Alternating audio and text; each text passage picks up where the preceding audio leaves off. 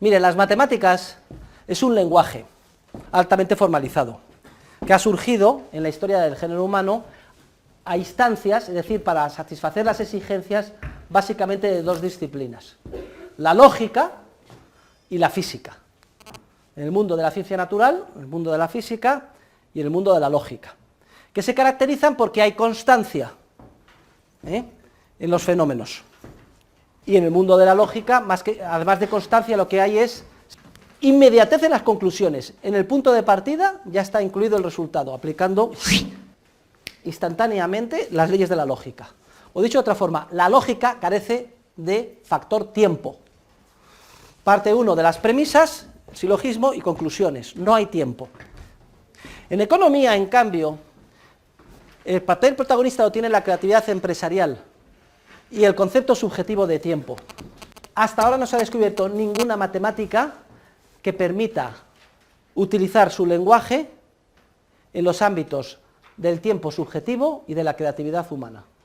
Cuando los economistas matemáticos dicen que en sus modelos está incluido el tiempo, ya veíamos que es una caricatura del tiempo, es una espacialización del tiempo. ¿Se acuerdan que hablamos del tiempo analógico frente al tiempo subjetivo, no?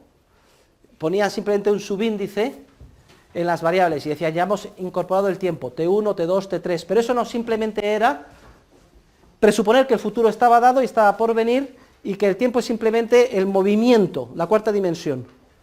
No tiene nada que ver con la conceptualización del tiempo que estamos utilizando en economía.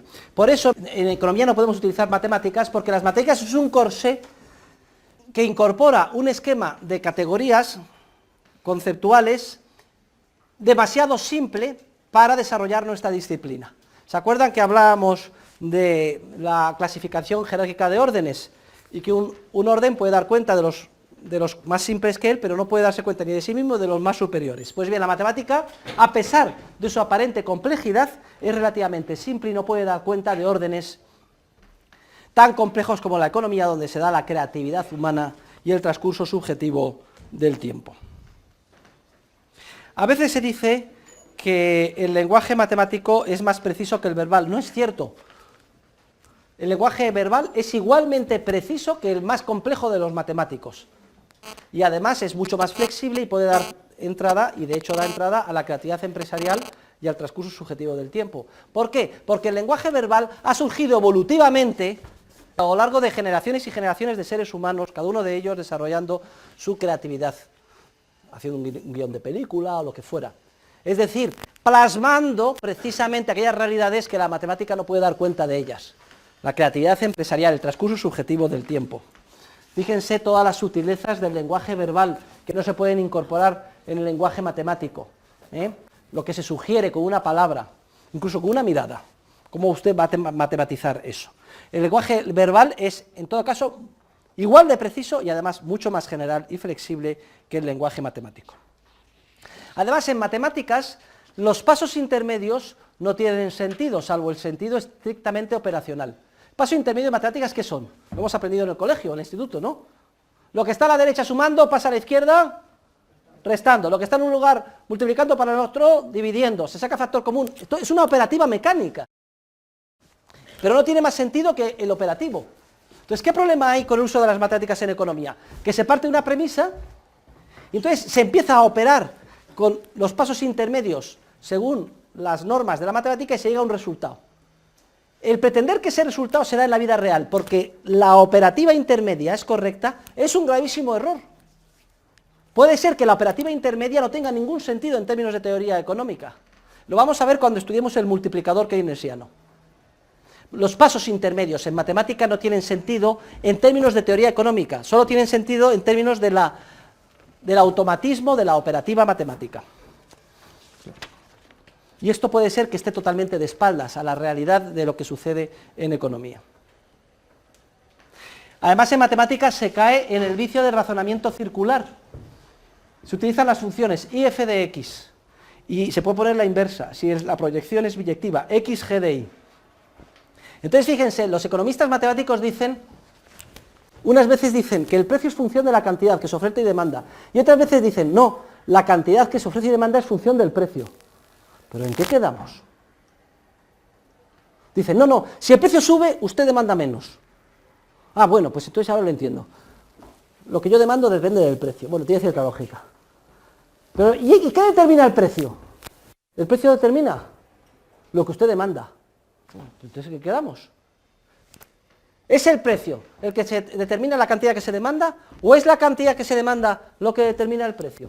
Los economistas matemáticos no lo saben, utilizan un lenguaje funcional en el que se da la mutua determinación. Nosotros sabemos que todo es genético causal, que hay un origen en todos los fenómenos económicos, la acción humana. Yo valoro determinados fines, busco medios, en función de eso demando para conseguir mis fines ese medio. Y al demandar ese medio, al final cierro un trato. Y lo último en la cadena es el precio. Luego son las cantidades demandadas, resultado de mis valoraciones subjetivas, lo que determina el precio. Y no al revés. Yo sé el origen de los fenómenos. El economista matemático no. Cae en un razonamiento circular al utilizar las funciones. Y esto sin hablar del absurdo que supone utilizar el cálculo infinitesimal, es decir, cálculo diferencial.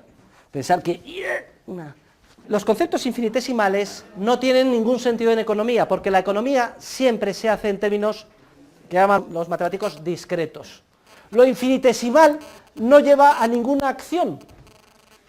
El cambio infinitesimal no lleva a ninguna acción. Lo que lleva a la acción es un cambio significativo que el ser humano valora. Pues por esto sí, por esto no. Ahora infinitesimalmente, oye, usted se vendría a la cama conmigo por ese famoso chiste, ¿no? 1.000.000 de euros, señorita. Y luego le dicen, ¿y usted se vendría esta noche a la cama conmigo por 1 euro? Oiga, profesor, ¿qué se cree? ¿Que yo soy una puta? No. Contestación. Que usted es una puta ha quedado dilucidado antes. Ahora solo estamos discutiendo el precio. Bien, este famoso chiste demuestra que todas las acciones humanas son discretas, es decir, no es, vamos a ver, ¿se viene usted a la cama conmigo por 1 euro? No, por 1,000000001 céntimo. Oiga, pero qué tonterías dice. Aquí o me convence usted, o pone dinero que sea significativo, y entonces yo veo la diferencia, o si no, no hay trato. Lo vamos a ver cuando estudiemos la teoría de los precios con el guión de Pretty Woman. Toda la matemática infinitesimal, basada en crecimientos infinitesimales, es la que permite todo el cálculo diferencial. No tiene ningún sentido en su aplicación en la ciencia económica, porque la ciencia económica trata sobre acciones humanas reales, y en las acciones humanas reales, el que nos decidamos ir por aquí o por allá, depende de que veamos una diferencia significativa para nosotros. No cabe aplicar el cálculo diferencial. La econometría es una disciplina que han desarrollado muchos colegas míos, que es resultado de fusionar la estadística y las matemáticas y aplicarla al ámbito y a la disciplina de la ciencia económica. Como es lógico, la econometría es doblemente viciosa, porque a todos los errores de la estadística le añade todos los de las matemáticas. El lema de la sociedad econométrica es: la ciencia es medida. Qué lema más rimbombante. Y no saben ustedes el esfuerzo y las esperanzas que se pusieron en la econometría, sobre todo a lo largo del siglo XX. Todas las esperanzas que se habían puesto en la econometría se han desmoronado como si fuera un castillo de naipes. Econometría, repito, se basa en utilizar las matemáticas y la estadística para tratar de hacer avanzar en términos científicos la teoría económica, cosa que es metodológicamente imposible y que por tanto ha fracasado de la manera más lastimosa.